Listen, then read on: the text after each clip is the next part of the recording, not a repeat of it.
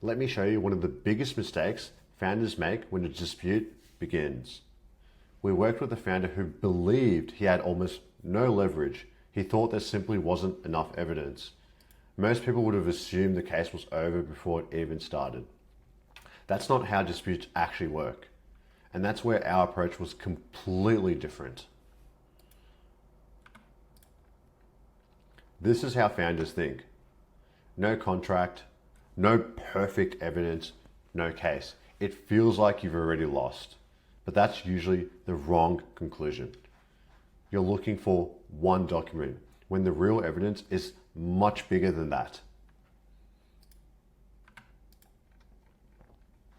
When we looked at the situation, we weren't searching for one perfect piece of evidence. We started building the story, the messages, the timeline, the contributions, the promises that had been made, the way both sides had behaved.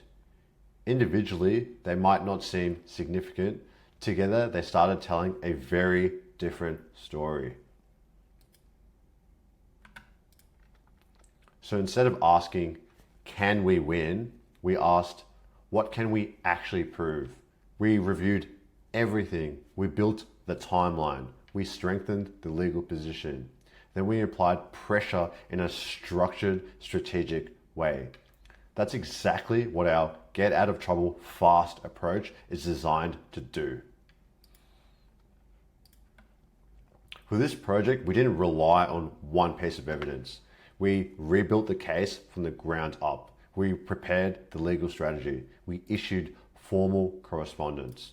We kept applying commercial pressure. And eventually, the other side came to the settlement table. The biggest lesson from this project is actually quite simple. Don't wait for perfect evidence before taking action.